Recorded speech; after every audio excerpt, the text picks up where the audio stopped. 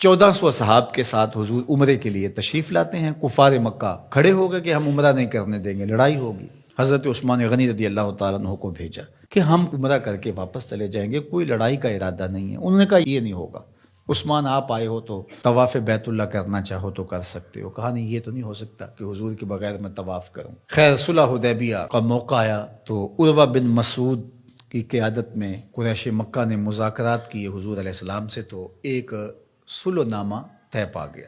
اس کی شرائط میں سے ایک شرط یہ تھی کہ مکے سے اگر کوئی شخص بھاگ کر کے مدینہ المنورہ جائے تو اہل مدینہ اس کو پناہ نہیں دے سکیں گے. وہ ہمارا بگوڑا شخص ہوگا تو اس کو پناہ نہیں دے سکیں گے.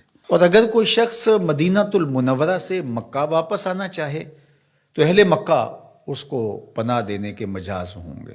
تو حضرت عمر رضی اللہ تعالی عنہ اس شرط پر بہت پریشان ہوئے اور حضرت ابو بکر صدیق رضی اللہ تعالی عنہ سے جا کے بات کی اور کہا کیا ہم حق پہ نہیں ہیں؟ کہا حق پہ ہیں.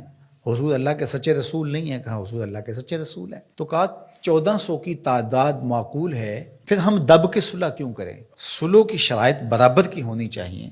اگر کوئی ان کا بھاگ کر کے آ جائے ادھر سے تو وہ ہم پناہ دے سکیں، اور اگر ہمارا جائے تو وہ پناہ دے سکیں، یا پھر وہ بھی نہ دے ہم بھی نہ دیں. تو حضرت ابو بکر رضی اللہ تعالیٰ عنہ نے بغیر کسی تعامل کے ایک بات کہی کہ عمر کیا اس شرط کو حضور قبول کر رہے ہیں؟ تو کہا وہ قبول کر رہے ہیں. تو برجستہ دوسرا جملہ آیا، کہا عمر ہوا رسول اللہ صلی اللہ علیہ وسلم. عمر وہ اللہ کے رسول ہیں. جب وہ قبول کر رہے ہیں تو بات ختم. یہ تھا وہ تیقن. اس کو اس مفہوم میں بھی لے سکتے ہیں، عقل قربان کم بپیش مصطفیٰ. یہاں پہ سارے راستے بند ہو جاتے ہیں. یہ ہے وہ یقین. تو کہا ہوا رسول اللہ. یہ برجستہ جملہ ہے جو یقین کی بجلیاں بھر دیتا ہے روحوں کے اندر. یہ کوئی حرج نہیں ہے کہ کسی بھی مسئلہ شرعی اور کسی بھی دینی امر میں آپ لاجک تلاش کر لیں، مل جائے تو اچھی بات ہے. لیکن یہ مزاج بنانا کہ اس کا لاجک کیا ہے، اس کا لاجک کیا ہے. تو اب ذرا دیکھیے کہ جو ظاہری اس پہ بات اٹھتی تھی کہ 1400 کی ہماری تعداد ہے اور وہ اتنے ہیں، تو برجستہ جو جواب دیا وہ یہ تھا ہوا رسول اللہ صلی اللہ علیہ وسلم، کہ وہ اللہ کے رسول ہیں. تو حضرت عمر وہیں خاموش ہو گئے. آگے چلیے. حضور علیہ السلام کا وصال ہوتا ہے. اس سے قبل لشکر اسامہ حضور روانہ کر چکے ہیں.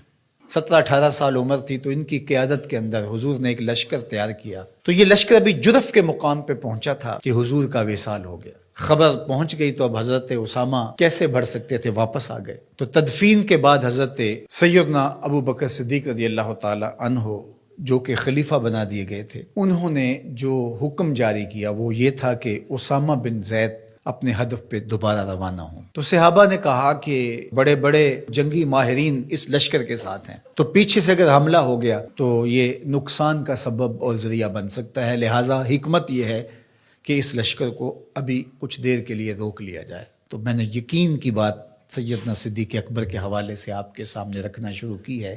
تو سنیے کیا جواب آتا ہے. انہوں نے جواب میں کہا واللہ اگر مجھے یقین ہو کہ جانور درندے جنگلوں سے آ کے میرے بدن کی بوٹیاں بھی نوچ لیں تب بھی لشکر اسامہ کو بھیجوں گا، اس لیے کہ اس کو روانہ اللہ کے رسول فرما چکے ہیں. پھر اس کا نتیجہ کیا ہوا؟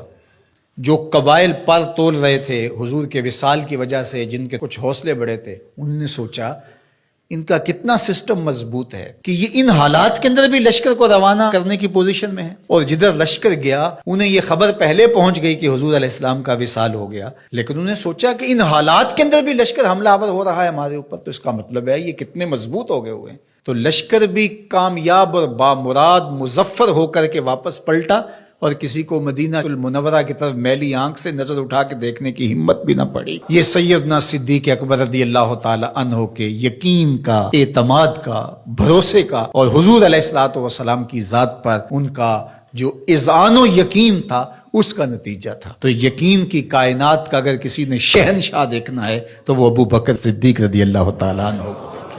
ان کی پوری زندگی یقین کی دولتوں سے بھری پڑی ہے. صاحب صدق بھی ہیں، صاحب یقین بھی ہیں. یقین کی جس عظمت پر وہ فائز المرام ہیں، تو ان کی گرد راہ بھی اگر نصیب ہو جائے تو یقین کی دولت نصیب ہوتی ہے.